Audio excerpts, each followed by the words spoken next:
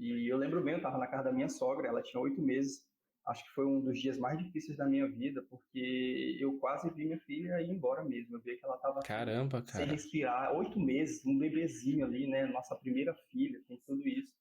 E aí eu saí correndo, acho que eu nunca dirigi feito tão louco como nesse dia, passando sinal vermelho, quase indo na contramão.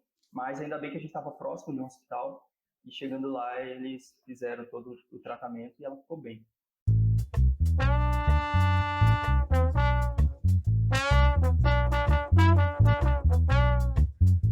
Fala galera, sejam bem-vindos a mais um Resenha de Pai. E hoje eu tô aqui com o André e a gente vai bater um papo muito legal sobre viagem, empreendedorismo, se eu conseguir falar a palavra certa, né? O André tem uma história bem legal que ele deixou de trabalhar para os outros, preferiu para trabalhar em casa, para ficar mais perto dos filhos, mas daí eu vou deixar ele contar. Mas antes da gente começar, eu queria pedir para vocês, galera, dá um like aí, curte o vídeo no YouTube, comenta, para criar um pouco mais de engajamento, para os episódios começar a aparecer para mais gente no YouTube, o YouTube começar a fazer isso daí, né?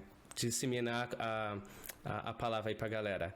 Mas muito obrigado, André, por estar participando. Seja bem-vindo. Se puder se introduzir aí pra galera e contar um pouco dessa história. Beleza. Bom, meu nome é André, né, como ele já disse, e eu tenho 28 anos, sou casado, tenho 2 filhos, moro em São Luís do Maranhão, Brasil, e desde cedo, eu trabalhei desde cedo, né, conseguia trabalhar, gostava de trabalhar, assim, ter minhas coisinhas, estagiava, mas sempre quis manter a minha vida ali naquela segurança de estar trabalhando no CLT, né, para os outros. Mas aí, com o tempo, com a vida da minha família, né, com a esposa, eu comecei a mudar um pouco essa chave, né? E tem algumas coisas que aconteceram, não sei se tu já quer que eu... Cara, essa questão de trabalhar de casa, né? Você disse que teve sempre... gostou de ter suas coisas, né? Mas quando veio as crianças, você já trabalhava de casa, já tinha esse pensamento de criar uma empresa, como que foi? Não, não.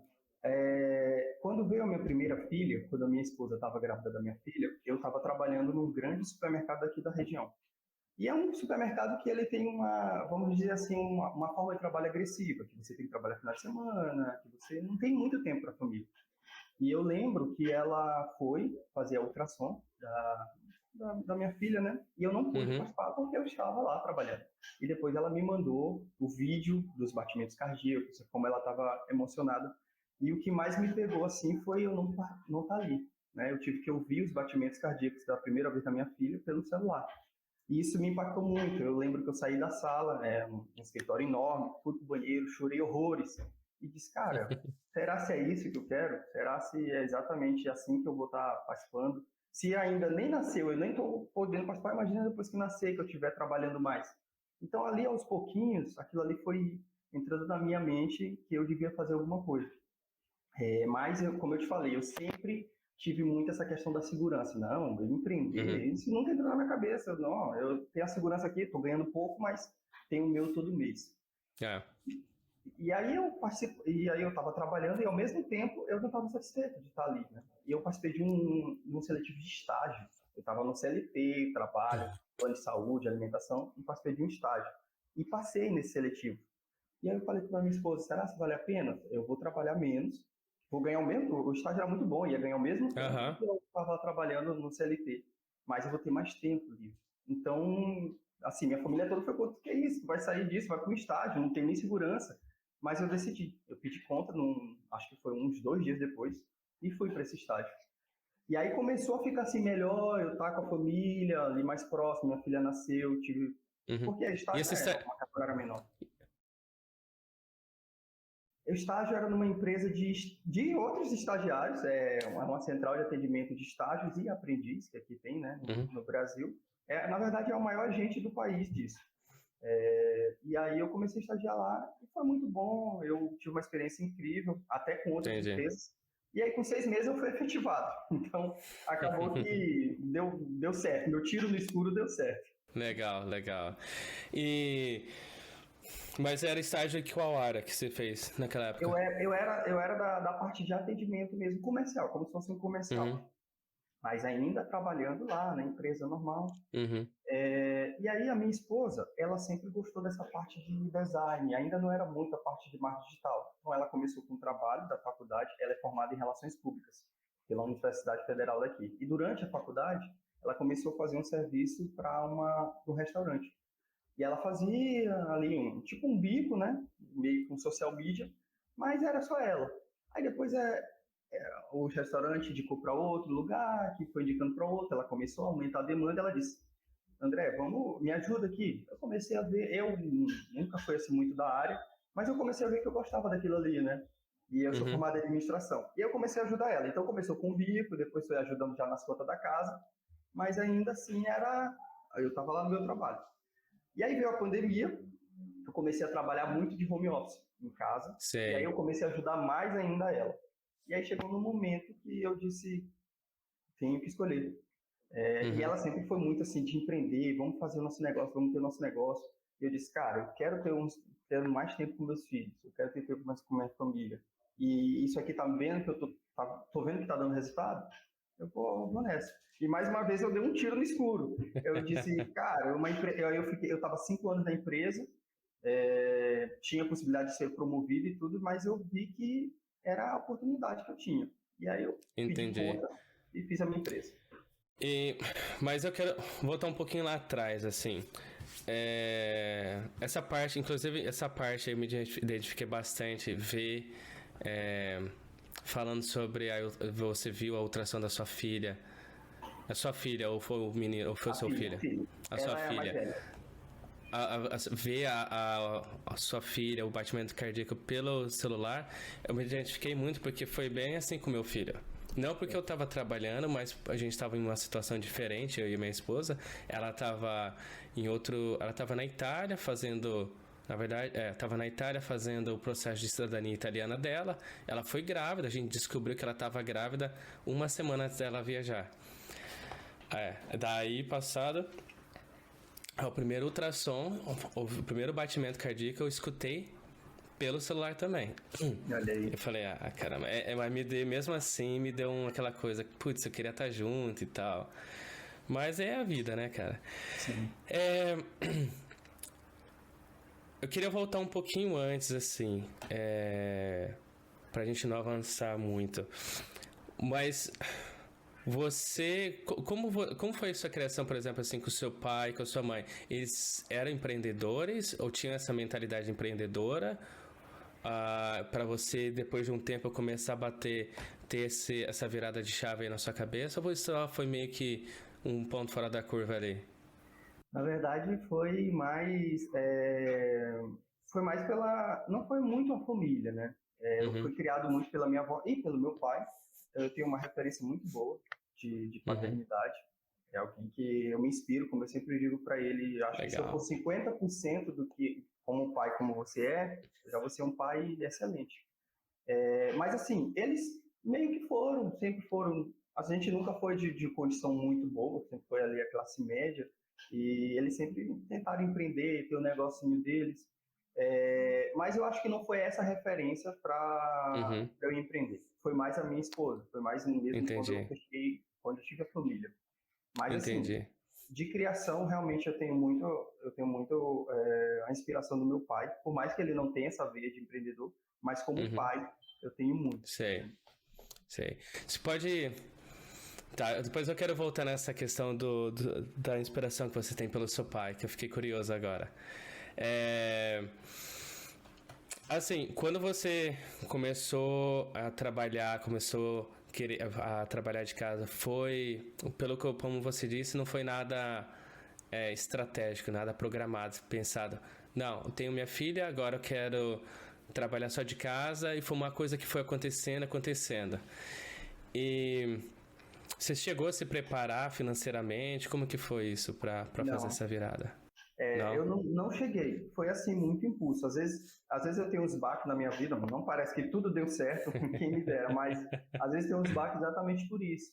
Porque às vezes eu acho muito pela emoção. E, assim, eu priorizo muito minha família. Às vezes, isso faz com que eu tenha alguns baques, por exemplo, algum investimento em imóveis ou investimento em terreno. Isso aqui vai dar para fazer uma casa para a gente e eu levo um baque, prejuízo. Então, eu não me preparei.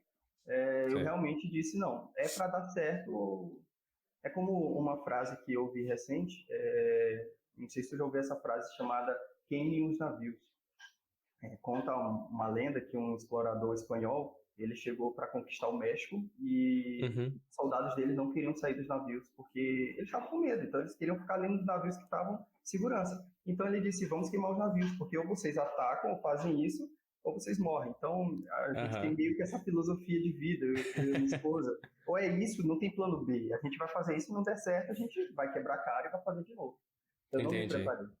Entendi. Mas essa questão de plano B tem bastante gente famosa, eles falam, né? Por exemplo, acho que até o Obama, ele mesmo fala, o Will Smith, o Arnold Schwarzenegger também, eles falam que não tem plano B. Porque plano B é uma distração pro seu plano A. Porque você sempre pensa, se isso daqui não dá certo, mas eu tenho esse daqui. Então você acha que você nunca coloca toda aquela energia do jeito que tem que ser quando você tem outro plano, né? Como deveria ser. É igual como eu e minha esposa, quando a gente veio migrando para cá, para a Austrália, a gente sempre pensava nesse plano B, essa coisa, e por um bom tempo distraiu a gente, fez a gente tirar o foco de onde deveria estar. E realmente, a hora que a gente falou, não, é esse o plano e vai acontecer, aí virou a chave. Muitas vezes a gente quebra a cara, como você disse, né? E eu te admiro muito nessa questão aí, que eu acho que deve ser muito difícil essa questão de deixar toda a família, como tu me disse lá no começo, às vezes dá saudade da família, é verdade. Não, demais. Mas, cara, tá ali, mudar toda a tua vida e ir para um outro país que tu não conhece, eu admiro muito a pessoa que tem a coragem de fazer isso. Talvez seja um pensamento no futuro, ainda não é, mas como eu gosto muito de viajar, como eu gosto muito disso, talvez eu une essas duas coisas. Sim. Tem ônus e bônus, né, cara? Então o ônus é ficar longe da família, que nem uma mulher que tá crescendo agora, tá com quase 3 anos, eles não nem conheceram direito, mas espero logo estar no Brasil pra gente se reunir todo mundo, mas porque também veio a pandemia. Quando a gente ia pro Brasil, ele já tava com 6 meses, bateu a pandemia, aí bloqueou todas as fronteiras e tal, e a gente não conseguiu ir, mas senão já era pra gente ter ido. Então, essa questão do empreendedorismo, de empreender, faz quanto tempo que você tá empreendendo? Então, como empresa mesmo, a gente não tem nenhum ano ainda. Acho que a gente tem 8 meses. 8 meses. Antes era aquele bico que eu te falei. É como se fosse mesmo um freelance. Não tinha nada certo. Virou empresa a partir do momento que eu disse, vou sair do emprego, vou fazer CNPJ, vou fazer tudo. E aí, a empresa, eu digo que eu sou empreendedor há esse tempo. Antes disso, eu era era um laboratório de pesquisa. O que é a sua função? Fala pra galera aí que tá escutando o que vocês fazem para eles terem ideia do que vocês estão fazendo aí hoje, que é um trabalho bem bacana. A Anvi Digital é uma empresa de marketing digital, de estratégia digital, não se resume só ao marketing. Então, a gente ajuda o empreendedor que quer ter mais resultados na internet. A gente vai estar criando conteúdo, vai estar fazendo design. Não é só fazer os postzinhos ali do Instagram para ficar bonitinho, não. A gente sabe que o empreendedor quer ganhar mais. E a internet é um meio que há muito tempo vem se consolidando como um canal para você ganhar mais, alcançar o seu público. Então, a gente faz isso. E a gente tem se especializando, estuda todo dia, tem ali tá no campo de batalha todo dia, nem sempre se acerta, né? Mas a gente tenta sempre dar o melhor para os nossos clientes, resultados que eles querem. Porque a gente tem ideia, se ele crescer junto, a gente vai crescer junto, vai ganhar mais. É claro. Não tem por que deixar só aquilo ali. Sim.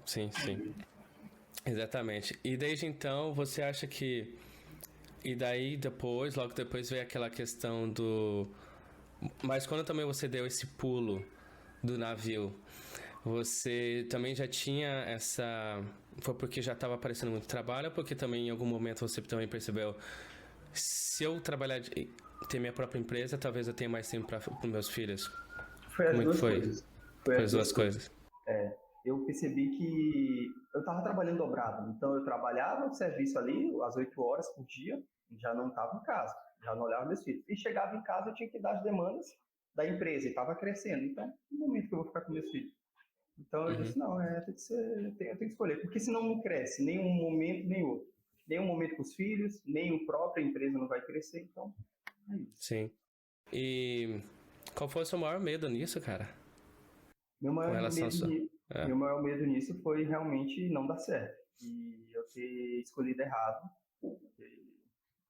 Ia ser bem ruim, porque aí ia ficar tudo nas costas da minha esposa. Que ela continua no emprego dela porque é mais tranquilo lá para ela. Mas eu não, eu disse... Aí fico pensando nisso, pô, eu vou ficar acomodado na costa da minha esposa, não, sei lá, tem essas neuras. Então foi o maior medo, foi esse. Mas essas neuras aí de ficar como.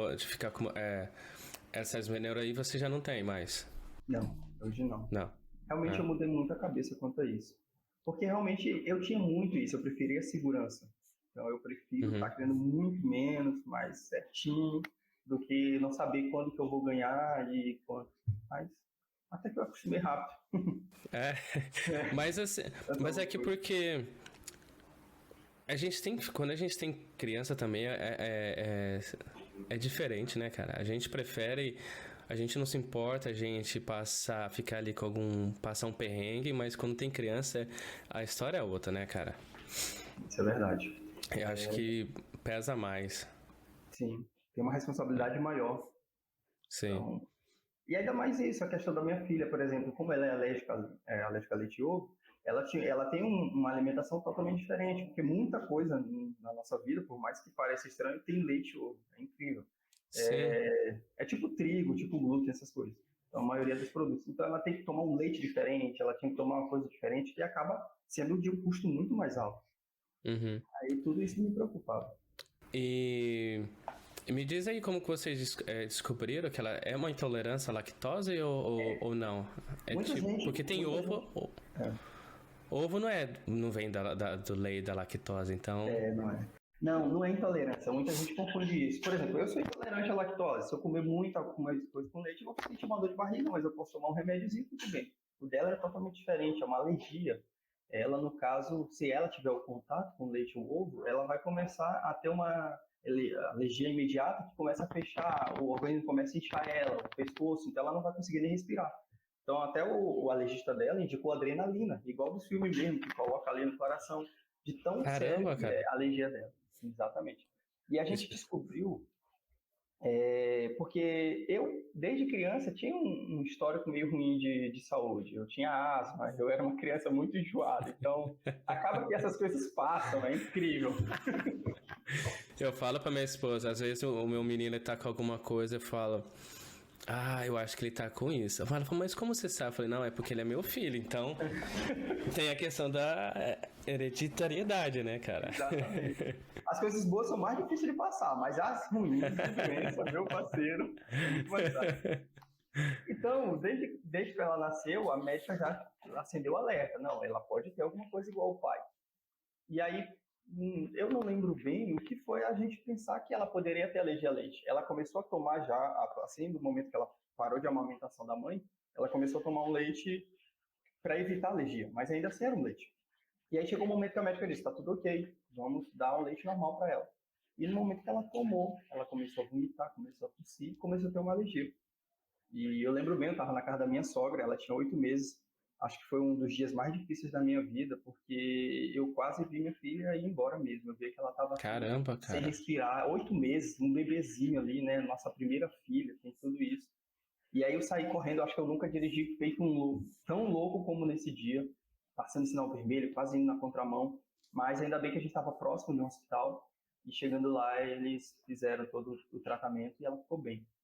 E aí a partir daí a gente foi começar a ver com o alergista, e a gente percebeu que ela tinha uma alergia muito séria. É assim, num grau de, por exemplo, você pode tem um grau lá no exame que a partir até 3 você já é alérgico, a partir de 3. O resultado dela dá 30, 35. Só para tu ver. Caramba!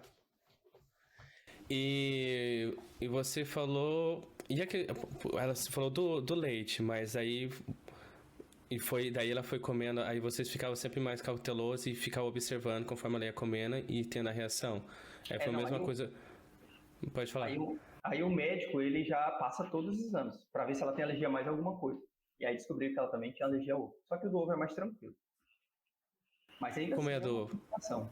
A do ovo fecha tudo também ou só ela fica um vermelhão, alguma coisa assim? O do ovo fica mais vermelho. Ela fica o rosto vermelho e tal. O leite realmente ela dá uma reação interna que começa a fechar glote, fechar tudo. O ovo é como se fosse mesmo uma alergia picada. Começa a ficar tudo Entendi. vermelho. Mas ainda assim é preocupante, então ainda bem que também é só essas duas coisas. Claro, claro. E você já precisou ter que usar essa adrenalina nela? Não, graças a Deus não. Mas assim, o médico indicou que a gente comprasse aquelas canetinhas. Só que ela é um custo elevadíssimo, só se usa uma vez e ela perde a validade rapidamente. Então a gente avaliou que... Aí ele passou um procedimento de remédios, de alergia, antialérgico, com corticoides, que a gente, para todo lugar que vai, leva esses remédios. É incrível. A gente já sabe, já botou antialérgico? Pode ser no supermercado. Eu levo esse para ela. Entendi, porque isso aí dá uma ajuda a ganhar um tempinho ali ganhar até um tempo para ir para o hospital. Entendi. Exatamente. Mas ela nunca precisou usar a adrenalina, ainda bem. A gente sempre, o protocolo acaba retardando, aí chega lá, ela toma um remédio na veia, que aí acaba a reação mais rápida, mas a adrenalina em si não precisou. Cara, e como é pra você lidar com administrar uma criança pequena vendo outras tomando iogurte, um danoninho ali, tomando alguma coisa, ter que explicar ali pra criança que ela não pode. Como que é isso pra vocês? O mais complicado é que o irmão dela não tem nada. Ela não tem alergia, então ele pode comer. Esse é o mais chato, porque ela olha ele e a gente evita dar, né? Até para ela não querer. Mas assim, desde muito nova, quando ela começou, tipo, 1 ano, começou a falar, começou a entender o que a gente falava, a gente começou a falar para ela, explicar para ela que ela não pode, olha, isso aqui tem leite. E às vezes a gente faz uma pegadinha com ela, olha, filha, quer iogurte? Aí ela já pergunta, tem leite? Então a gente já deixa ela meio que consciente que ela não pode comer nada que tenha leite e ovo. Às vezes dá certo, às vezes ela esquece. Se ela vê um chocolate, ela vai querer comer, então às vezes fica muito isso. E a maior preocupação é na escola, né? Ela voltou para a escola agora, pós-pandemia, e às vezes eles vacilam lá, a gente fala, olha, ela não pode, ela é terrivelmente alérgica. Mas outro dia ela chegou com uma pipoca que tinha manteiga. Então se a gente não pergunta, essas são umas coisas muito básicas, mas é assustador, mas a gente já acostumou. Sim, mas na escola eles sempre estão cientes e tal. Quantos anos ela tá agora? Ela tá com 4 anos, vai fazer 5 agora. 4 anos. Caramba, eles estão cientes, mas às vezes eles esquecem. É normal. Porque assim, parece que a preocupação maior, logicamente, é de quem tem a filha. Quem não tem, esquece. Às vezes acha que é só uma intolerância, às vezes acha que é uma coisa assim simples. E às vezes até os parentes, né? Pensam assim, não, eu acho que eles estão com muita preocupação. Mas a gente sabe o que a gente já passou, né? Então, falar é frescura isso. Exatamente. Vocês estão com muita frescura com ela, deixa ela, mas gente, é a vida da nossa filha. Então... cara, quando meu filho nasceu, ele começou a ter uma intolerância à lactose também. Minha esposa precisou parar de tomar por um tempo que ela amamentava. Acho que foi leite, tudo que é derivado de leite. Cara, quanta coisa tem derivada de leite, velho? Muita coisa mesmo. Qualquer coisa em que podia conter leite, a gente não comprava, evitava um monte. É isso. Mas é complicado. E o menor, e o seu filho, o menor, quantos anos ele tem? Ele tá com 2, vai fazer 3, é o Pedro. É a Ana Luísa e o Pedro Henrique. O Henrique legal. É vindo do pai, André Henrique, que vem do avô Carlos Henrique. Eu sempre gostei disso e eu acho que é meio que uma homenagem pro meu pai também. Pô, legal, cara. Pois é, falando nisso, me fala um pouquinho da sua relação com seu pai. Você falou que teve uma relação muito boa, que ele sempre foi uma inspiração pra você. Você falou que morou com a sua avó, né? Cresceu com a sua avó ali, você cresceu com a sua avó e com o seu pai também junto, ou como que foi? Os meus pais, eles se separaram muito novo. Eu era muito novo. Eu tenho uma irmã, né, mais nova, E eles se separaram, eu acho que eu tinha 8 anos. Mas, assim, foi uma separação muito tranquila. Inclusive, até hoje, eles mantêm uma relação saudável. E às vezes as pessoas acham estranho, mas minha mãe já é casada novamente. E às vezes, se tiver alguma festa com a família toda, meu pai vai. Tem uma boa relação com meu padrasto, é bem tranquilo. A minha avó, parte de pai, que foi que eu me criei, sempre está na casa da minha mãe. Então, é uma coisa que às vezes as pessoas acham assim, isso é loucura, mas então eles se separaram desde novo e para eu ficar próximo da escola que eu já estudava, para não ter que trocar tudo, a minha mãe decidiu que eu morasse com minha avó, a parte de pai. E meu pai também estava ali, né? A minha mãe se casou logo, novamente. Meu pai ainda continuou bastante tempo solteiro. Então eu sempre tive a relação da minha avó, como se fosse minha segunda mãe, e meu pai ali, sempre próximo. Tinha também, claro, eu sempre tive o contato com minha mãe, final de semana, mas eu sempre fui criado por eles dois. Inclusive, eu morei muito tempo, até casar, eu morei na mesma rua que eu nasci, porque o hospital que eu nasci é na mesma rua. Então, eu fui nascido e criado no mesmo lugar. E desculpa perguntar aí, se você responde, se você tiver à vontade, mas por que foi decidido que você ficaria ali com o seu pai ao invés da sua mãe? Teve algum acordo entre eles? Foi mais um acordo entre eles por causa da escola. A gente estava na escola já, para não ter que mudar ali a rotina, era próximo de onde eu morava, e aí ele decidiu isso. Ah, legal. Não é que a gente não morava, a gente morava com a minha avó, mas sempre final de semana, ou às vezes durante a semana também ia para casa da minha mãe. Ela ficou na mesma cidade também, então foi isso. Mas o acordo foi esse. Isso você já estava com quantos anos, mais ou menos? Quantos anos eu tô hoje? Não, quando você tinha na época. Isso foi, eu tinha 8 anos. 8 anos. 8 anos. 7, 8 anos, E minha irmã, ela tinha 5 anos, 4 anos, mais ou menos, Aí vocês dois ficaram com o seu pai? Os dois ficaram com meu pai e minha avó.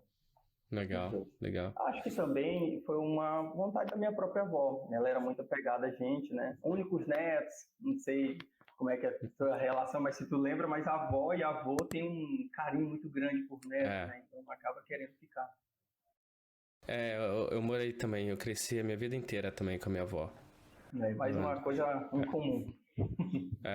Eu cresci a minha vida inteira e realmente fui o primeiro neto, então tinha todo aquele amor, tudo aquilo ali. Então é diferenciado, né, o tratamento.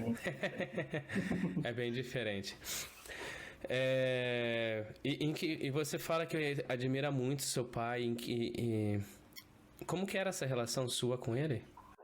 Então, nunca teve assim uma coisa surpreendente, diferente, dizer assim, pô, meu pai é um cara que é super inteligente, que trabalha, que salva vidas, é um médico. Não, ele é um cara comum, um trabalhador ali que trabalhava em área comercial, numa lojinha, mas a gente tinha uma relação muito boa. Não sei, eu não consigo entender por que eu tenho essa admiração tão grande do meu pai. Assim, parando para pensar, e o pior é que eu e minha irmã, mas assim, o relacionamento com ele fluía muito bem. Porque, por exemplo, se a gente chegasse e fizesse alguma... Eu sempre fui meio danado da escola. Então, eu sempre trazia aquela advertência por estar conversando muito, por estar fazendo aquela zoeira.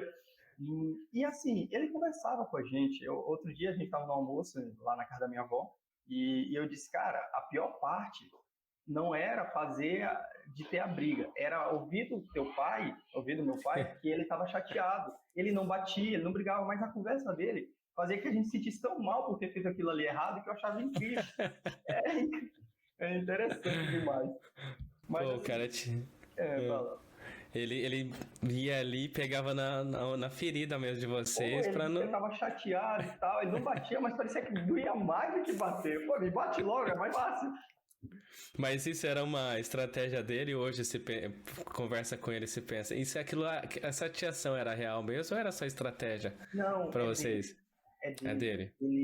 Hoje ele já é casado de novo. Ele tem uma filhinha, uma irmã agora que eu tenho, uma meia-irmã de 4 aninhos. Então foi muito tempo depois. E ela continua da mesma forma. Quando a gente vai para lá, para casa da minha avó e leva ela, eu vejo como ele é com ela. Tipo, ele não bate, ele briga, ele fala, ele conversa. E é muito interessante porque nos dias de hoje, às vezes a gente está assim naquela correria, no estresse do trabalho, e é algo que eu não consigo. Eu não consigo transferir isso que ele me ensinou ao longo dos anos para os meus filhos. Às vezes eu estou muito estressado e eu falo de uma forma muito enérgica, às vezes, estressado com o trabalho. É algo, como eu disse lá no começo, né? Eu não consigo ser 50% do que meu pai foi, mas eu tento. Não, mas é muito difícil mesmo, porque esses dias eu tava conversando com a minha esposa aqui também, e refletindo também, porque a gente chega às vezes, que nem você falou, estressado, e eu acho também que observo isso. Nós, como homens, querendo ou não, a gente tem muito aquela questão do querer o controle, a gente quer controlar as coisas. Não que as mulheres não queiram, mas acho que elas são um pouco mais tolerantes a essa oscilação de situações. E a gente quer ter aquela controle, saber que fala alguma coisa, a coisa vai voltar em ordem ali, tá, e não sair daquele caos. E com as crianças não é assim, né, cara? E quando você tem criança, eles estão ali, se fala fala as 2 vezes, faz 3 vezes e não tá escutando, você fica mais louco ainda, fica mais nervoso ainda, e é onde você fala energética, né? Onde você fala mais... Eu acho assim que um dos principais desafios que eu tenho hoje como pai, como relação dos meus filhos, é isso. É saber separar, principalmente quando tá o estresse do trabalho. Às vezes o estresse com o próprio... às vezes com a esposa ali, alguma discussãozinha. Mas e transferir isso para a criança, né? Porque eles não entendem ainda, não adianta, eles estão ali brincando, eles são ótimos, irmãos são ótimos, estão brincando, de repente estão se batendo, estão gritando um com o outro, e aí você chega, eles já estão gritando, já estão assim naquele momento, você grita com eles, não adianta. E esses dias eu tive um exemplo muito grande disso. Minha filha, ela é um pouco assim mais, vamos dizer... mais carinhosa, não, mais emotiva. Ela é mais emotiva. Então, tudo ela quer deitar com a gente, dormir com a gente. Se não deitar alguém com ela, ela chora e tal. E aí, esses dias, ela foi deitar e queria que a mãe deitasse com ela. E a mãe estava botando o Pedro para dormir. Ela começou a chorar muito, muito, ela soluçava.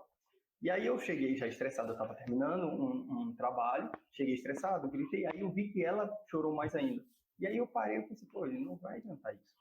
E às vezes a mãe sempre fala, não adianta tu gritar com eles. Aí eu cheguei pra ela, disse, filha, respira, conta até 10. Ela parou de chorar mais, eu contando com ela, fiz carinho nela, mudei totalmente o jeito que eu tava falando com ela naquele momento. E aí ela parou, ela me abraçou, disse que me amava, e aquilo ali me quebrou de um jeito, eu disse, caraca, é isso.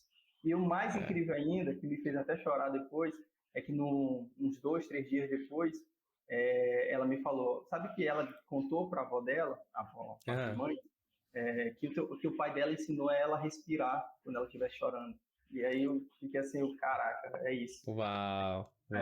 E quebra, né, o pai. Sim, cara, é aquela coisa, você se sente orgulhoso sabendo que você tá deixando ali seu toque, seu legado ali pra ela, né? Ela vai lembrar nas horas difíceis o que o pai ensinou. Cara, esse negócio aí... Eu tô lendo um livro agora, porque eu andava muito assim, porque o meu menino começou a ir pra escolinha e começa a trazer coisa que aprende com outros meninos, chega em casa cansado e aquele caos, né? Sim. Aí um dia eu fiquei muito bravo e eu e minha esposa, a gente conversou também, ela falando, não adianta você tomar nenhum tipo de atitude porque não vai adiantar. E realmente não adianta. Eu comecei a ler um livro, como é que chama em português? Brain Child. Português. Cara, chama O Cérebro da Criança. Então ele explica nesse livro que a questão... Cadê aqui? Então ele explica nesse livro que a criança, ela não tem o lado direito e o lado esquerdo, eles não estão conectados. Agora eu preciso reler isso porque eu não lembro agora se o lado direito é o lado emotivo ou se o lado esquerdo é o lado lógico. Então quando você está nessa situação que a criança está chorando, não quer te ouvir, ela está sendo muito emotiva. Então, a gente tentar, porque a gente tem um costume, pelo menos eu tenho o costume de conversar e tentar falar as coisas lógicas, né? Falar, aconteceu isso por causa disso, disso e disso. Só que nessa hora, você tem que fazer isso que você fez. No livro ele fala, você tem que se conectar com o lado emotivo da criança e mostrar que você tá ali para ela. E fazendo isso, meio que involuntário, que nem você fez, mostra que o tanto que a gente precisa aprender também mesmo sendo pai, né? Sim. Que a gente vai aprender. Foi daí também como é que você pensa, putz, realmente eu preciso aprender a como lidar com meu filho. Não sei se você tem essas coisas também, falando, eu preciso aprender, preciso ler um pouco mais. Os insights que a gente tem, né, assim, coisas, mudar. E eu acho, inclusive, que esse é um dos principais desafios, já voltando ao ponto aqui de trabalhar em casa. Eu vim trabalhar em casa para ficar mais próximo da minha família, mas ao mesmo tempo empreender te leva a querer trabalhar mais para ganhar mais. Enquanto tu está ali trabalhando para outra pessoa, tu sempre vai estar ganhando o mesmo tanto, às vezes tu vai ter uma promoção. E quando você empreende, você sabe que se você trabalhar mais, se você tiver mais clientes, você vai ganhar mais. Isso é uma linha tênue, sedutora, que pode te fazer acabar abandonando o teu objetivo principal, que é eu vim trabalhar em casa para ficar perto da minha família. Mas tem dia que às vezes eu fico até tarde trabalhando. Então, eu estou fazendo exatamente o que eu disse que eu ia evitar vindo trabalhar em casa. É algo Sim. assim, nem sempre é só flores, nem sempre é algo tão importante. É algo que esses últimos dias, que eu e minha esposa estavam conversando, a gente tem que ter um controle do tempo. Por isso que às vezes a gente não trabalhava sábado e domingo, agora a gente já está meio que pegando de vez em quando serviço sábado. É sedutor? Mas a gente tem que pensar no nosso objetivo. Se é ficar próximo da família, então que seja, né? Mas eu acho que tem que...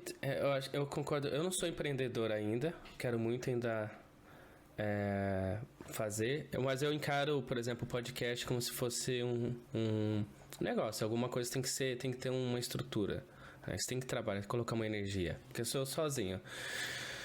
Mas o que eu vejo também, assim, na minha perspectiva de quem tá de fora, eu acho que vai haver, que nem você falou, vai haver momentos que você vai ter que desequilibrar. Você vai ali, mas que nem você falou, você tem que saber a hora de voltar, né, cara? Você tem que saber e falar, não, eu acho que eu tô demais, vamos reequilibrar aqui e nunca perder. Uma rotina, né? Exatamente. Mas eu acho que é normal da vida. A mesma coisa também se você trabalhar para uma empresa. Às vezes fico trabalhando até 1h, 2h da manhã para uma empresa, mas não é rotina, né, cara? Não é rotina. Teve finais de semana que eu também tive que sacrificar não ir nos lugares, porque tinha coisa para fazer também, mas o problema é esse, quando você deixa virar rotina e você acaba esquecendo porque agora você tá num processo de crescimento, né, cara? Então acho que não dá pra dar muito mole. Como a gente diz aqui na empresa, a gente está no processo de inchar. Então a gente vai inchar com uma quantidade de clientes e depois a gente vai refinar com aquilo que a gente se acha melhor, os que estão dando mais resultado. Então realmente tem um boom, às vezes trabalha até tarde, final de semana. Mas é como está dizendo, até porque a gente também ao mesmo tempo está fazendo isso, está querendo ganhar mais para dar uma condição melhor. Então eu penso muito como é que era a condição dos meus pais. Meus pais eles não tinham uma condição legal, mas eles se esforçavam, trabalhavam pra caramba para pagar um colégio particular, para ter um plano de saúde ali básico, mas ter, entendeu? Então eu já pensei assim, hoje eu já consigo dar uma condição melhor para meus filhos, um pouco melhor do que a dos meus pais. Então é natural que isso aconteça também. Sim. É evolução, né, cara? É que nem você falou da questão que seu pai, ele não batia. Antigamente você ouvia muita gente falar que apanhava. Muita gente, provavelmente não sei como foi a relação dele com o pai dele, talvez ele apanhava, talvez ele quis fazer alguma coisa diferente com você, e você vai fazer alguma coisa diferente com os seus filhos. Sim. E agora do empreendedorismo.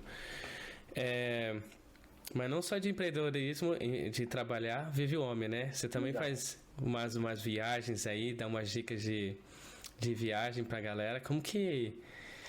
Da onde surgiu essa ideia do papai fora da rotina, cara?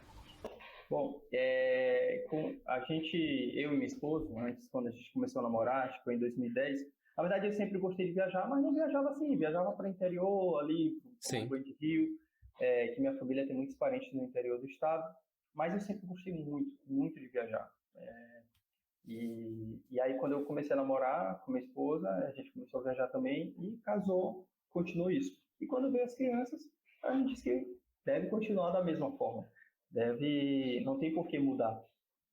E aí veio a questão da alergia da minha filha, mas mesmo assim é algo que a gente se preocupa, mas a gente pensou, se a gente planejar bem, se a gente tiver, eu não indico estratégia, porque a viagem não é para ser uma coisa assim tão séria, mas se a gente planejar bem, se a gente souber, por exemplo, qual é os hospitais próximos de onde a gente está, onde a gente vai passar, já é uma coisa importante. Se a gente planejar onde a gente vai comer em cada dia, já é uma coisa importante, porque a alimentação é que vai fazer com que ela tenha foco nisso. E aí a gente começou a viajar. Nossa primeira viagem com ela foi quando ela tinha 4 meses. A gente esperou só as primeiras vacinas e a médica dizia, está liberada, pode viajar. Em 4 meses ela viajou, a gente foi para o Rio Grande do Sul, para a casa da irmã da minha esposa. E foi incrível, foi uma das melhores viagens. A gente percebeu o quanto foi legal para ela também, mesmo com 4 meses, mesmo uma bebezinha. Foi uma experiência muito incrível, parece que a gente se conecta melhor, a gente gosta muito da natureza, de fazer sair dos grandes centros, né, e estar em contato. E também onde se hospedar, a gente não se hospeda em hotel, a gente quer estar ali numa casinha, a gente usa muito esses sites de aluguel de quartos, de casas, né, porque parece que você se insere na cultura. Então a gente começou isso. E aí, com o tempo, a gente percebeu, pô, seria legal a gente ensinar isso para as pessoas, né, seria mostrar nossas viagens, porque muitos pais têm isso, pô, não dá para viajar, criança tem que levar 300 malas, e a alimentação vai estar chorando no voo, no carro. E tem dado bastante certo. Ano passado, a gente fez uma viagem novamente para o Rio Grande do Sul, só que a gente fez Rio Grande do Sul e Santa Catarina, e tudo de carro. A gente rodou quase 2.000 quilômetros com 2 crianças no carro. Claro, parando, mas ao todo deu mais de 2.000 quilômetros. Então foi um desafio, 15 dias viajando, foi uma coisa assim muito louca. A gente conheceu as principais cidades dos 2 estados e foi incrível, foi uma viagem muito boa. Teve os perrengues, logicamente, eu lembro bem chegando em Florianópolis, o Pedro, mais novo, começou a chorar loucamente, a gente não sabia o que era, não conseguia resolver, e depois a gente percebeu que ele estava com fome. Acontece, mas no geral a viagem foi muito boa. E assim, já teve viagem internacional, ainda só com a Ana, a gente já foi para a Argentina e Uruguai com ela. E aí é um outro desafio, pô, ela é alérgica a leite e ovo, a gente está num outro país, não é a nossa língua, o que a gente vai fazer se der um problema? Então a primeira coisa foi seguro de viagem, né, para ter ali um hospital, mas a gente planeja. Então eu como administrador, eu gosto muito de planilha. O pessoal da empresa sempre diz, lá vem outra planilha. Mas eu faço uma planilha da viagem, cara, que eu boto o horário de onde a gente vai estar, mais ou menos planejado, o tempo nesse dia, que dia. Caraca, velho. Eu gosto de fazer isso. Eu me sinto bem no planejado, no pré-viagem, na viagem e no pós. É incrível. Mas aí tu segue na risca esse planejamento ou você é só um guia para você ali? Eu não sigo a risca, porque é impossível seguir ele totalmente, mas ele é seguido praticamente uns 80%. Por exemplo, o local que a gente vai, se a gente planejou, eu planejo antes, pô, qual é o lugar legal para ir com família? Onde tem lugares bacanas, parquinhos abertos, parte da cidade, para levar eles. Então a gente segue esse roteirozinho, mas claro, chegando lá, alguém indica, pô, esse lugar aqui é melhor, aí a gente vai e muda. Então tem muito isso. Mas geralmente então, eu dou uma pesquisada boa. Você pesquisa, mas você vai lá com a cabeça aberta de talvez mudar Não é daquelas que se não segue a risca, fica louco e já buga ali, não sabe o que fazer. Não. A gente tem uma filosofia, minha esposa, por exemplo, eu sou muito chato com comida. Sou muito chato com comida. Eu acho que muita comida aqui, principalmente do nordestino que come, eu não gosto. Mas numa viagem eu me permito a pelo menos experimentar coisas diferentes. Então é a mesma coisa para locais. Pô, eu botei esse aqui, mas se estão me dizendo que esse aqui é melhor, não custa a gente ir lá, o pessoal mora aqui, sabe o que é. Então eu me permito. Tipo, que comida? Se você falar que não gosta de açaí, aí eu já desligo aqui na hora. Não, peraí. Peraí. Eu gostava de açaí. Mas eu comi tanto que eu meio que enjoei, cara. Teve uma vez que eu era muito louco. Isso aí, a minha esposa e minha irmã, ela sempre curte. A gente tem um grupo do WhatsApp. Por um bom tempo, foi essa foto do nosso perfil. Eu com um Ah, baldão, assim, uma xícara enorme de açaí. E eu vou comer esse açaí todo. Cara, quando eu terminei, eu acho que tinha mais de 500 ml ali, 800 ml, quase um litro. nossa. Aí eu comi que eu enjoei de uma forma que hoje eu não como mais. Cara, eu nunca imaginei isso. Ah. Incrível. Cara, Mas isso assim, aí é as bom comidas que demais. eu não gosto mocotó, sarrabudo, dobradinha. Essas que Sim. tem mais pro intestino do animal, eu Sim. gosto muito. Umas coisas meio caóticas aí no meio, eu É, também não. Eu não tenho coragem. Eu acho que se eu comer vai ser bom, mas eu acho que eu não tenho. Eu não tenho exatamente, coragem, de falar a verdade. exatamente. Eu não tenho Às vezes. coragem também. O cheiro não me agrada. Mas Hum, é exatamente por isso que durante a viagem, pô, isso aqui não é legal. Mas eu nunca experimentei. Então eu vou experimentar esse negócio novo aqui, um negócio de carne crua, que eu esqueci o nome agora. hum, E aí eu experimentei, pelo menos experimentar. Mas aqui em casa, sim. aqui na minha área, eu não tenho coragem também, não. É, que nem na minha casa a gente costuma fazer bucho, cara. Cara, o bucho em Puxada, si eu né? não consigo. Eu não consigo comer, mas o caldo, a linguiça que fica ali, eu gosto de comer a gordurinha ali, sabe? Dá um sabor, mas o bucho mesmo assim, eu falei, Tu já é não, mais não. corajoso do que eu. Cara, eu tô aprendendo bastante. Depois que minha mulher tá me mudando bastante, assim. Antes eu não comia nem sushi, cara. Aí É. isso aqui eu fui lá, comi naquele hot roll, que é o mais fritinho, fui indo, agora eu tô comendo praticamente de tudo agora. A minha esposa, quando a gente começou a namorar, ela nunca tinha comido sushi. E eu comia muito com meu pai. Às vezes a gente ia umas coisas assim, vamos sair para comer sushi, Uhum. meu pai e minha irmã, e a gente ia. E aí minha esposa começou a comer, e ela gosta tanto hoje, que ela gosta muito mais do que eu. Então, Caramba. praticamente uma vez por semana, ou uma vez a cada 2 semanas, ela sempre pede sushi, sushi. Caramba, você gosta mesmo, né? É, mas é bom mesmo, cara. Quando você pega gosto, é bom demais. É, cara, você já me falando aí sobre a questão da viagem, da planejamento, você já me ensinou uma coisa que eu não tinha pensado antes. Na questão de ver quais hospitais mais perto na região que você pode ir, cara. E eu acho que eu já viajei para outros lugares, mas nunca pensei nessa questão. Se der merda, se eu precisar de um hospital, como eu faço para fazer isso? Então, ó, pra galera aí que tá ouvindo o podcast, ó, já já fica a dica aí. E você tem o Instagram desse? Tenho, Você tem o Instagram? tenho, é a família Penha. A gente A faz. família Penha. Às vezes está um pouco paradinho, mas a gente sempre está tentando, tá postando ali alguma dica ou até algum momento de viagem. E eu falo mais. Eu acho que você deveria colocar uma cópia dessa tua planilha aí de planejamento pra galera, pô. Já me pediram essa planilha, eu vou disponibilizar ela também. É bem Disponibiliza aí interessante. que eu vou ser o primeiro a fazer download dela aí. É bem interessante, tem uns horários, é só ir botando onde você vai estar, aí eu boto com cores diferentes, a gente está em trânsito, está no avião ou está no carro, essa cor aqui, horário de parada para lanche, horário de parada para almoço, tem tudo isso lá na planilha também. E nessas viagens aí, você já passou algum perrengue com a alergia da sua filha? Cara, a gente passou um perrengue, não foi tão grande, mas foi inclusive na Argentina. A gente estava num restaurante e, restaurante sempre é um momento ali de tenso. Não que a gente fique preocupado, mas a gente sempre sabe que pode dar algum problema, porque o simples cheiro de uma comida com muito leite já faz ela espirrar. Então a gente estava num restaurante Caramba, cara. simples cheiro. E aí ela começou a espirrar, a gente já criou um alerta.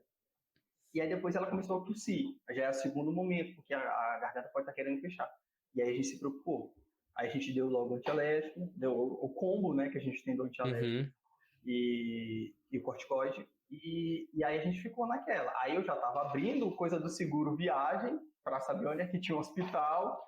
Aí eu fico assim meio preocupado, porque, poxa, acabou a noite, mas a prioridade é minha filha. Porém, ela começou a melhorar. A gente saiu do restaurante, já estava saindo mesmo. E aí melhorou, não precisou. Acho que foi o maior perrengue, mas foi o que mais me preocupou, porque eu não estava no Hum. meu país. Eu não sei falar espanhol. Então, é mais preocupante isso. E com a relação dessa... Voltando a uma pergunta sobre essa questão da alergia dela.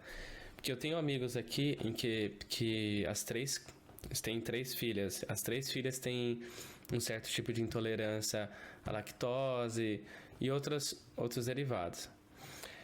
Só que alguns deles, por exemplo, estão melhorando conforme o tempo. Ela tem essa possibilidade, vai ali aos poucos e o corpo vai criando uma imunidade ou vai ser sempre assim, mais ou menos? Sim, na questão da alergia, ela é um pouco diferente da intolerância, porque às vezes a intolerância pode ser para a vida toda, ou às vezes você tem depois de mais velho. Eu, por exemplo, não era intolerante quando eu era criança, agora eu sou intolerante. Mas também é um nível bem baixo. A alergia, geralmente, os médicos dizem que é para passar, não é para ser para a vida toda. A alergia da criança, principalmente de leite, que é a PLV que eles chamam, alergia à proteína do leite de vaca, passa com 7, 8 anos. Só que a alergia dela era muito alta, né? É muito alto os níveis de alergia. Então a gente se preocupou e a gente procurou alguns tratamentos alternativos, com médicos alergistas também. E a gente começou que ela usa muitos remédios fitoterápicos. E ela está fazendo esse tratamento no começo do ano e a gente percebe uma melhora bem significativa. Legal. Por exemplo, essa questão de espirrar perto de comida ela já não faz. E recentemente houve um caso aqui em casa mesmo, que ela ainda toma bananada ali, né? Uma mamadeirazinha de bananada, ela e o irmão, e simplesmente trocaram as mamadeiras. Trocaram, não a mamadeira em si, o líquido que era para ele do outro. Porque meu filho, como eu te falei, ele não tem alergia a nada, ele usa leite normal. E trocaram, e ela tomou. E eu tava trabalhando, e ela veio até mim e falou, pai, eu tô me sentindo mal. E ela tava tomando a mamadeira, eu comecei a ouvir, mas até então, só sentindo mal, ela não tava espirrando nem nada. E aí ela disse que tava com dor de barriga. Tipo como se fosse uma intolerância. E aí depois ela disse que tava passando mal, eu disse, vamos no banheiro. E não sei porquê, na minha cabeça eu quis induzir ela a vomitar. Aí ela vomitou e aí melhorou. E depois a gente percebeu que tinha sido trocado.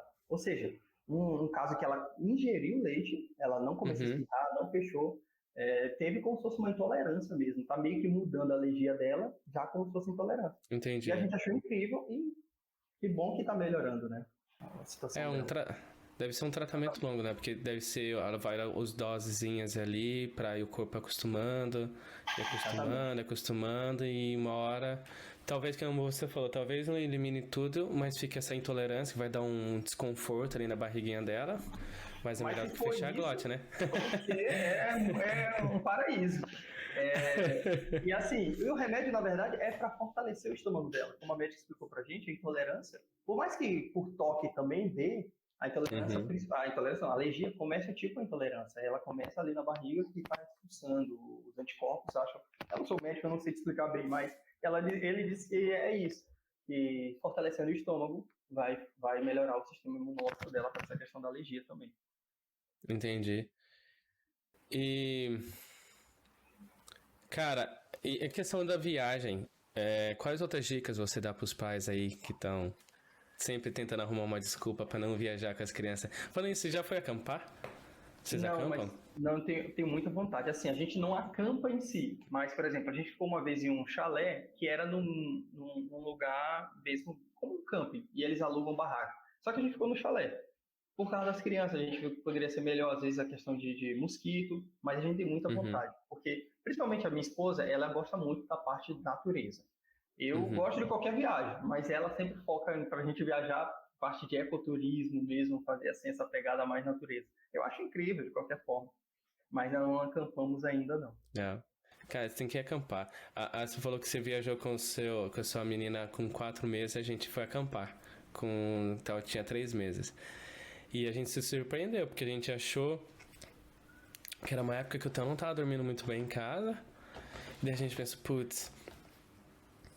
desculpa, a gente vai pra um camping, daí como que vai ser? Não tá dormindo, vai chorar no meio da noite, vai acordar todo mundo. Cara, foi o melhor sono que ele tava dormindo naquela época, velho. Ele deitava, porque assim, a gente acampou perto do mar, então a gente colocou ele dentro de um bercinho pequenininho portátil ali. O meninão ficava todo aberto e dormia horas ali, sem se preocupar com nada, mas até eu, né, filho? Com a brisinha do mar ali, ó. Bom demais, hein? O sono dele hoje é regular? Como é que é? Ele dorme a noite toda, tranquilo?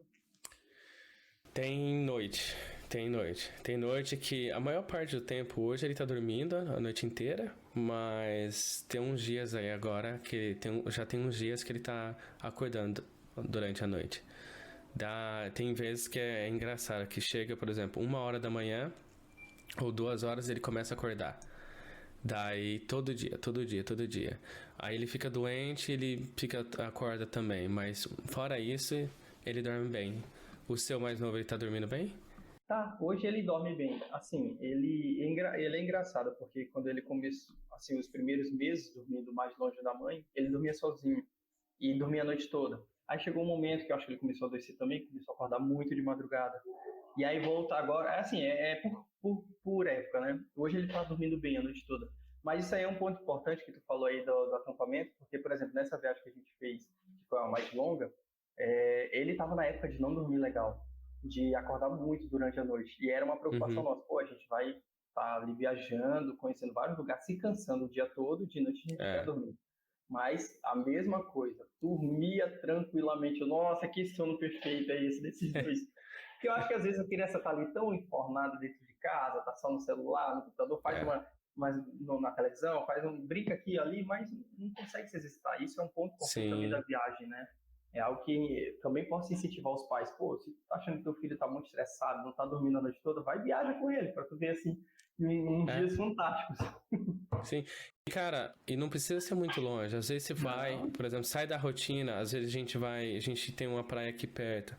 A gente vai lá, leva ele num parque, que nem semana passada a gente levou ele numa piscina que tem uma praia meio que fosse artificial, sabe?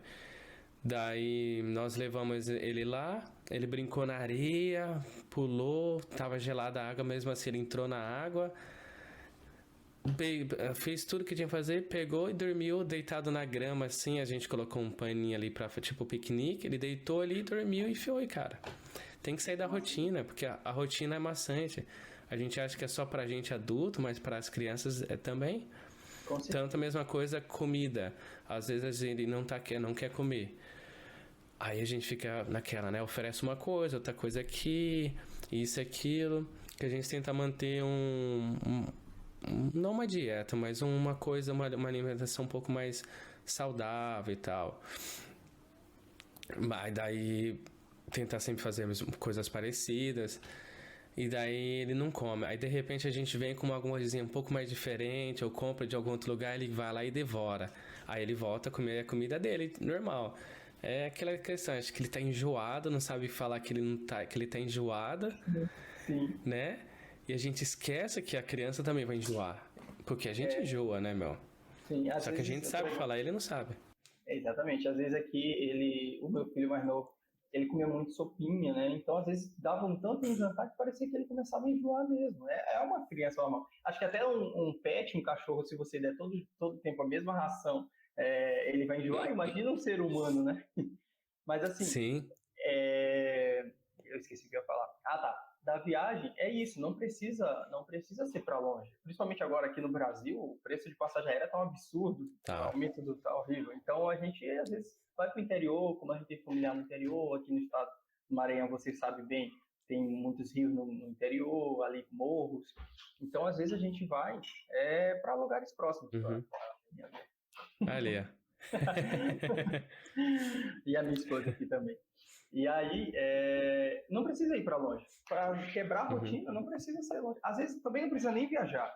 Às vezes, os pais, final de semana, querem descansar do trabalho, leva seu filho no parque, leva seu filho ali num lugar que ele possa correr. É coisa simples, né? Fazem com que mude a rotina. Além de mudar a rotina, eu acho que ajuda a criar bastante conexão. Você cria memórias. Por exemplo, a gente gosta muito... Isso a gente adquiriu aqui na Austrália. Não sei porque aonde a gente morava, a gente não... E a nossa rotina não deixava a gente ver as pessoas fazendo isso. Mas aqui na Austrália as pessoas fazem muito piqueniques. Então a gente vai lá, a gente vê todo mundo. Eles armam um piquenique, eles vão no gramado, sentam lá, comem uma coisinha aqui, brincam um pouco na grama, jogam uma bola, fazem isso, sentam ali e vai para casa. Então a gente adquiriu esse hábito. Então eu sempre tenta ir levar e fazer um piquenique. E cara, e é gostoso, só de sair de casa, ali já todo mundo volta para casa renovado ali. E cria conexão, né, cara? Tu disse que tu não vem aqui há mais ou menos 6 anos, é isso? Desde que tu foi pra Austrália, tu não vem aqui? Ou não, tu já Pro veio antes? Brasil, pro Brasil é. E na verdade eu não morava no Maranhão. Eu só nasci no Maranhão, fiquei até 1 ano de idade aí. Ah, Aí eu morei bastante tempo em Belém do Pará, ali na região metropolitana. uhum. Mas resumindo, eu não conheço o Maranhão. Ah, tá. Ah, se tu Essa. conhecesse, porque assim, do jeito que tu falaste, eu pensei que tu morava aqui há 6 anos atrás, então já mudou bastante coisa. E, por exemplo, isso é um ponto que mudou bastante. Áreas comuns aqui não tinha uma praça, não tinha uma coisa assim para as pessoas. Uhum, E hoje tem bastante, tem espigão costeiro, tem parques, muitos parques ambientais. E é algo que legal. agora está começando bastante, inclusive é um cliente nosso, não é propaganda, mas é uma empresa de piquenique que eles fazem. Isso é muito interessante para a família, para amigos, principalmente pós-pandemia. Então está acontecendo muito. É algo que a Sim. gente gosta, a gente vê, então é bem legal também. Piquenique mesmo, é Sim. uma coisa importante para sair da rotina. E esse negócio aí de piquenique, fica a dica aí pra galera também. Dá muita. Tem bastante clientela. Aqui na Austrália, a galera tem negócios assim, cara. A galera vai lá. Se você quiser fazer um, um evento mais chique, só você. Aqui também tem muitas meninas saírem fazer um dia das meninas, sabe? Então elas vão lá, elas fazem aquelas mesas gigantes com frios, você coloca uma tacinha, você faz isso, faz uma decoração, ou às vezes vai fazer um chá de revelação, um aniversário. Então tem bastante área para ser explorada com relação a essa questão do piquenique. E porque é um momento que você traz ali sua família junto, né, cara? É bem criar conexões. Acho muito bom. É isso. E, e para os pais aí que estão querendo ser empreendedores, tem essa ideia aí, qual que dica que você fala pra galera, o que você fala pra galera de experiência que você teve até agora? Eu acho que, claro que tem muito aquela máxima que eu também não concordo tanto. Ah, trabalhe com o que você gosta, que você nunca mais vai trabalhar. Isso não é bem verdade, mas eu acho que principalmente algo que você se identifique é muito importante. Se você trabalha numa área, mas você se identifica com outra, quem sabe desenvolver ali, estudar um pouco como é que está esse mercado, faça com que você se destaque. Porque eu acho que o mais importante hoje a gente tem muito um pensamento que não existe concorrência. Existe pessoas que fazem algo tipo você, mas você é único. Só você faz aquele tipo de serviço, porque sempre tem aquela especificação diferente. Então, acho que uma dica que eu dou é, é realmente isso: estudar algo que você goste, pensar se tem mercado para aquilo e tentar Uhum, começar. Faça um laboratório de experiência, como eu fiz. Não precisa você ir de cara Acho que talvez tenha dado bem certo para mim por isso, porque eu não disse, ó, eu comecei e gostei de marketing digital, vou largar o emprego para isso. Não. Comecei testando, tendo a experiência. Se der para conciliar os dois, beleza.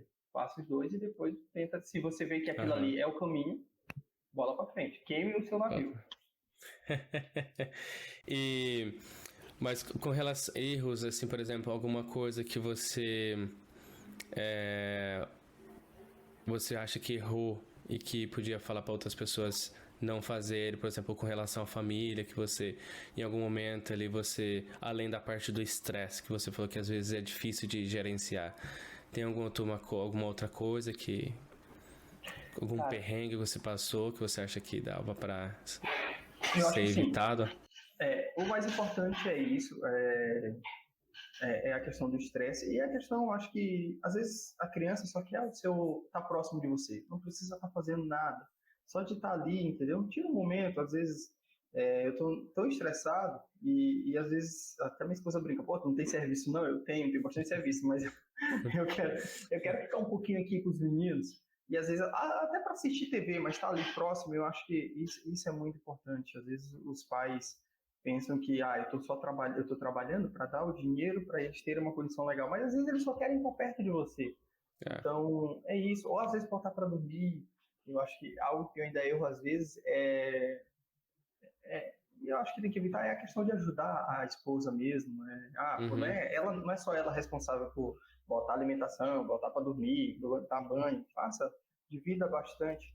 Então, acho que é algo que sempre a gente tem que estar pensando, né? Eu sempre tenho que estar lembrando para mim mesmo, pô, ela não é mãe, não é só ela que é mãe, eu sou pai, eu também tenho que estar ali com essa responsabilidade. Sim.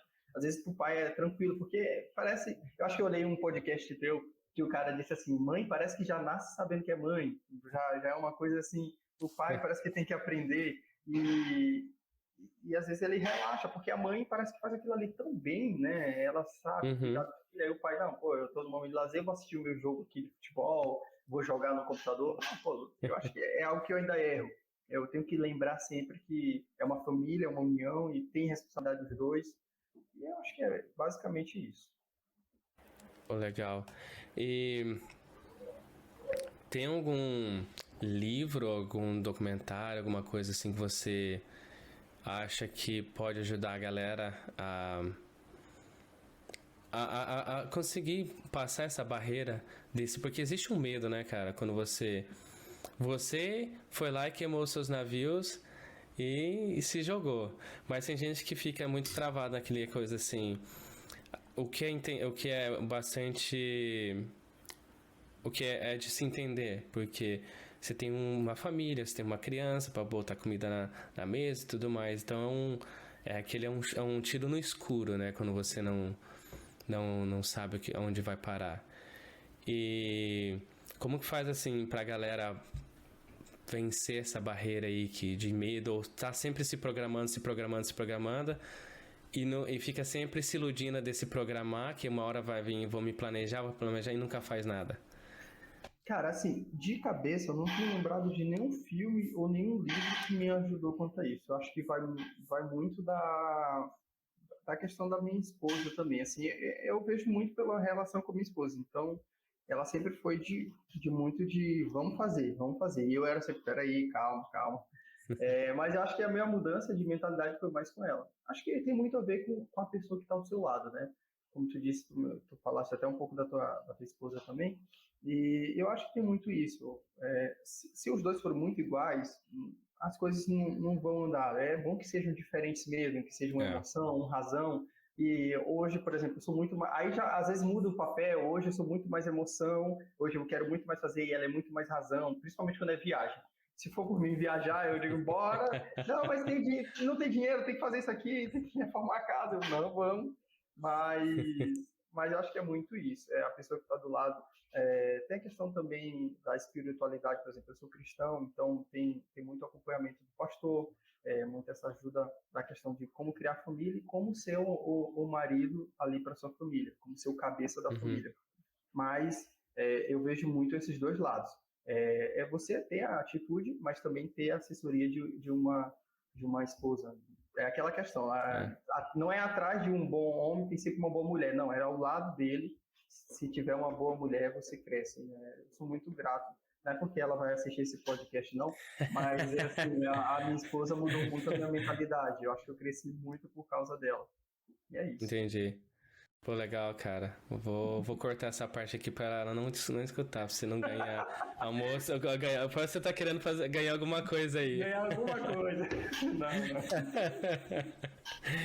Não, cara, essa questão acho que tudo conversado e quando as duas partes estão de acordo, eu acho que tem tudo pra dar certo, né? Assim, você tem que fazer as coisas de acordo, porque afinal afeta os dois, né?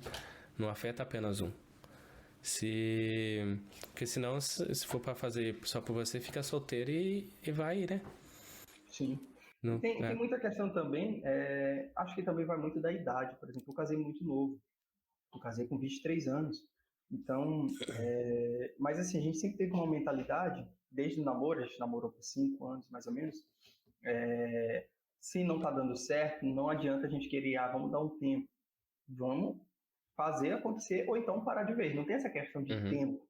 Então, acho que no casamento foi muito isso também. A gente passou por muito perrengue, muita briga. Pô, casal de gente que estava acabando de sair da adolescência, casaram e ainda bem que, eu não sei se ainda bem, mas não veio logo um filho. Talvez se viesse logo um filho assim que casou, talvez as coisas seriam mais complicadas ainda, porque a gente estaria nessa evolução, né? Nessa Uhum. evolução de mentalidade, ser mais maduro. Então, eu acho que as coisas aconteceram no tempo certo. A gente com 4 anos de 5 anos de casado, que é aí que veio a primeira filha, depois veio outro filho, e aí veio a pandemia, eu tive que morar com a minha sogra, porque a gente não conseguia babar, nenhuma babá queria sair de casa. E Caramba. aí depois disso que a gente começou a mudança, mudei de emprego, né? Saí do emprego, comecei o trabalho, aí a gente veio para um lugar em que recentemente a gente estava pensando, a gente estava lembrando que a gente hoje mora no lugar que a gente dizia que ia morar quando namorava. A gente não se tocou para Caramba, isso. cara. Eu achei uma coisa muito massa. Ele disse, é verdade, as coisas estão acontecendo, então acho que essa questão do amadurecimento contínuo é muito importante. Você erra muito, você tem que saber o momento de amadurecer e saber também que nem sempre as coisas têm que acabar ou tem que mudar totalmente de vez. Uhum. Cara, esse negócio você falou que agora que vocês perceberam que estão morando num lugar que vocês antes falavam que queriam morar.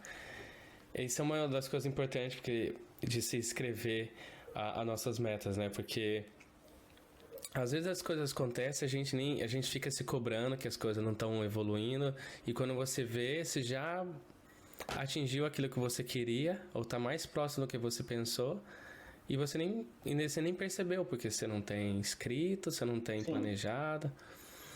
Pô, bem Eu nunca legal isso daí. escrevi assim os objetivos, a gente não escreve nossos objetivos de vida, mas aí a gente parou um momento e pensou, pô, amor, não era aqui que a gente sempre passava quando vinha de ônibus e a gente dizia, um dia a gente vai morar aqui, e é verdade, e assim, aconteceu natural. Mas eu acho Uhum, que essa questão dos objetivos de escrever é muito importante, como tu está falando, porque você foca. sim. E às vezes não precisa ser um objetivo tão grande, agora comemore Sim. pequenas vitórias, né? É, Você sim. fica tão triste com pequenas derrotas, pô, às vezes você tá com um problemão, assim, a gente já passou por uns baques, como eu te falei lá no começo, às vezes o meu impulso faz com que a gente, por exemplo, a gente comprou um terreno que não estava legalizado, a gente caiu no meio de uma briga familiar, e a gente investiu um Uau. dinheiro alto, um dinheiro da nossa economia desse terreno, até hoje está rolando essa briga, e eu lembro que foi, assim, uma semana da minha vida, acho que foi uma das piores da minha vida, porque eu não conseguia dormir, pensando no dinheiro que eu ia perder, então, mas aí depois a gente viu, pô, dá pra gente viver, vamos fazer nosso trabalho, vamos ganhar nosso dinheiro. O que for para ser será, Deus vai agir ali, Sim, vai dizer se sim. vai ser nosso ou não. Então, se você aumenta tanto pequenas derrotas, comemore pequenas vitórias também, né? Eu acho que isso vale a pena também. Por exemplo, isso aí que tu falou aí de, pô, um acampamento, meu filho dormiu ali na feira do mar, eu imaginei isso, cara, eu achei incrível, incrível. Eu disse, pô, isso é lindo, pô, é a experiência de estar ali com a família, de estar Sim. uma conexão com a natureza, com sua família, é muito legal. Por isso que eu gosto tanto de viajar, porque cria essas conexões. Viajar vicia, a galera não entende, mas não acredita, mas vicia bastante. E Voltando é. rapidamente nesse assunto que tu falou, acho que eu não respondi uma pergunta tua, Hum, que eu acho importante, por exemplo, viagem de carro, uma dica que tu queria para alguns pais a criança ela fica quieta até o momento. Então você tem que saber o tanto que ela fica dentro de um carro. Então você não adianta fazer, vamos fazer uma viagem de 6 horas. Por exemplo, recentemente a gente fez Maranhão, Piauí, até Barra Grande. É uma viagem de 6 horas de carro. Foi no começo do ano. E aí a gente, pô, não adianta fazer 6 horas que as crianças vão ficar loucas dentro do carro, vão botar aham, tudo a perder. Mas aí a gente faz uma pequena parada, 2 horas depois, para em um lugarzinho, olha, lanche fora do carro, e aí dá certo. Isso é também uma dica importante. Saiba o sim. limite do seu filho de estresse. Né? É. E eles sempre gostaram de andar de carro ou foi acostumando? Porque o meu, no primeiro ano, cara, teve uma vez que a gente precisou parar o carro na pista porque ele não parava de chorar, velho. Ele chorava, já tinha 20 minutos que ele se esgoelando de chorar, gritar. Chegou uma hora que começou a entrar na cabeça aquilo ali. E eu falei: não, a gente precisa parar e respirar e dar um mamar pra ele e seguir em frente. Seguir em frente. O Pedro, o menor, ele tinha muito enjoo quando andava de carro. Então, foi algo que até a médica passou, um remédiozinho mais tranquilo assim para evitar enjoo. Então, eles não eram de gostar de carro, ele se incomodava muito e chorava também. E aí, ainda tinha isso, às vezes já chegou vomitado do carro, maior loucura, pensa, imagina, Caramba. tem perrengue. Acho que eu esqueci de falar desse porque eu pensei muito em questão de avião, mas teve uma vez que eu fui viajar de carro, uma das primeiras viagens de carro, e aí ele vomitou, foi uma loucura. Mas a Ana foi mais tranquila, né? Porque assim, eu acredito que o com Pedro, ele nasceu um pouco antes da pandemia. Então, ele passou 2 anos muito tempo dentro de casa. Isso demorou até a evolução dele com a fala, com o andar. Ele demorou um pouquinho, a gente estava preocupado por isso. Mas era só questão de convivência, de sair, de andar de carro, de olhar outras crianças, brincar na grama. Então, a gente teve esse probleminha com ele. Mas depois, por exemplo, depois dessa viagem que a gente fez 2 estados, hoje eles andam super tranquilos de carro. Mas, claro, sempre tem um limite. Não adianta ficar 6 horas dentro de um carro, senão até a gente fica doido, né? Não, sim. Por isso é uma coisa legal, porque às vezes a gente pensa, vou daqui até o lugar, que nem você falou, 6 horas. Não vai ser 6 horas, vai ser pelo menos umas 10 horas ali. Se planeja pelo menos umas 10 horas, né? Que aí tu faz as paradas estratégicas, a criança descansa, vai. Porque a gente tá. Isso é uma coisa que a gente tá bastante um pouco com medo, receoso quando a gente for pro Brasil, porque é uma viagem de 30 e poucas horas. É 14 horas no primeiro voo, geralmente, e depois mais umas 10, 14 horas no próximo voo. Então é bastante pesado. Esse é bastante YouTube ali. Deve ser bem... bastante YouTube Kids. Engraçado que eu tô falando contigo aqui e a gente tá conversando sobre isso e um amigo meu acabou de mandar mensagem. E aí, ano que vem, Europa? Vamos lá, não sei o que, do nada. Eu digo, meu Deus do céu, não tô falando de ali. Cara, venham pra Austrália, velho. Venham pra Austrália passar tem uma temporada aqui. A gente sai fazer umas viagens aqui também. Vamos sim, vamos combinar isso daí. Outra dica importante também é a questão da mala. Às vezes a pessoa tá dizendo assim, pô, eu tenho que levar 2 crianças ou uma criança mesmo, tem tanta coisa, fralda e tal. Cara, se tu organizar certinho a bolsa, tu vê quanto dia tu vai ficar. Por exemplo, a gente gosta muito de ficar em Airbnb, né?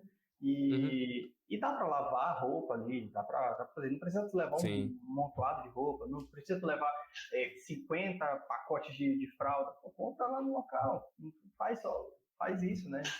Sim. Levar um exagero de coisa. E geralmente tem dado certo. É ruim, por exemplo, assim, eu tenho até um vídeo, depois até te mostro. A gente, em um dos lugares que a gente parou, nossa, a gente abriu as bolsas, tudo. Não sei o que foi que a gente fez, uma bagunça, porque a bolsa não estava mais fechando. Cara, tanta roupa assim no quarto. Eu disse, meu Deus do céu, como é que... Amanhã cedo a gente tem que sair daqui, a gente tá super cansado. Mas, incrivelmente dá certo. Eu não sei como, mas a gente arruma as coisas e vai. Eu e minha esposa, ela durante a viagem também, ela fica bem ativa e me ajuda com isso. No final dá tudo certo. Por mais que a gente pense, não dá certo. E assim é a vida, né? Não é só em viagem, não. Por mais que a gente ache, pô, tem tantos problemas, mas no final, se você botar a cabeça no lugar... Eu sou muito positivo. Às vezes eu sou pessimista, mas geralmente eu tento ser muito otimista nas coisas. Sim. Pra que perder tempo pensando pelo lado negativo?